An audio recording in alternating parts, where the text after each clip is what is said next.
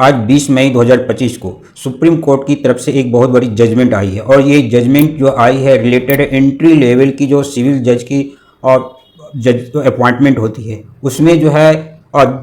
Maximum state में जो है विदाउट एक्सपीरियंस वाले कैंडिडेट जो लॉ किए होते हैं वो सिविल जज की एंट्री लेवल की जो जजेज होती है उसमें वो एग्ज़ाम देते हैं और एंट्री लेवल के जजेज में वो पास करके फिर जज बन जाते हैं।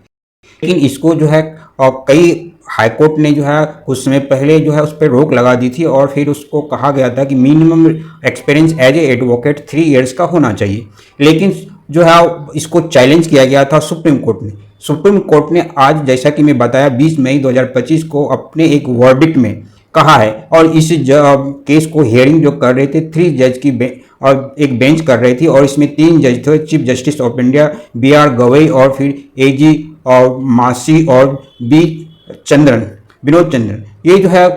सुनवाई करते हुए कहा कि फ्रेश ग्रेजुएट को जज बनने के लिए अगर दिया जाता है तो फिर ये बहुत बड़ी प्रॉब्लम होती है ड्यूरिंग द प्रोसेस जो जुडिशरी का सर्विसेज होती है। इसलिए 3 ईयर का जो ना एक्सपीरियंस का रिक्वायरमेंट एडवोकेट होना चाहिए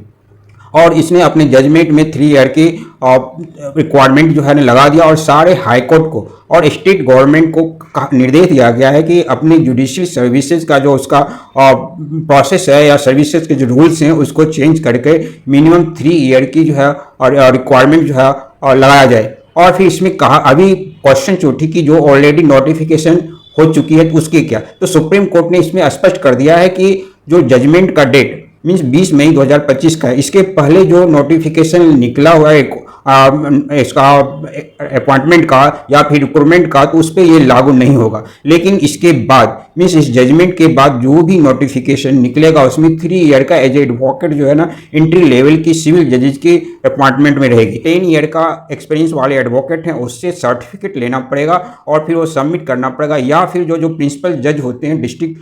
कोर्ट में जो उससे जो है ना एक्सपीरियंस सर्टिफिकेट लेना पड़ेगा और सर्टिफिकेट लेके जो उसको रिक्रूटमेंट का जो प्रोसेस है उसमें सबमिट करना पड़ेगा। अब जो आपको केस का टाइटल है ये केस का टाइटल है all India judicial services association versus union of India. तो ये अब बहुत ही जो है एक तरफ से कहें तो जुडिशियल सर्विसेज के लिए अच्छी बात है, लेकिन ये सिंपल लॉ ग्रेजुएट जो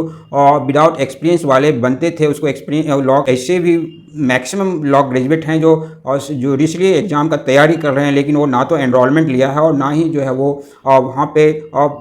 प्रैक्टिस कर रहे हैं, तो फिर उनके लिए ये थोड़ा टेक्निकल प्रॉब्लम हो गई। लेकिन स्पष्ट सुप्रीम कोर्ट ने इस पर अपना जजमेंट दे चुका है, ये अप्लीकेबल आज के जजमेंट के डेट से हो चुकी है।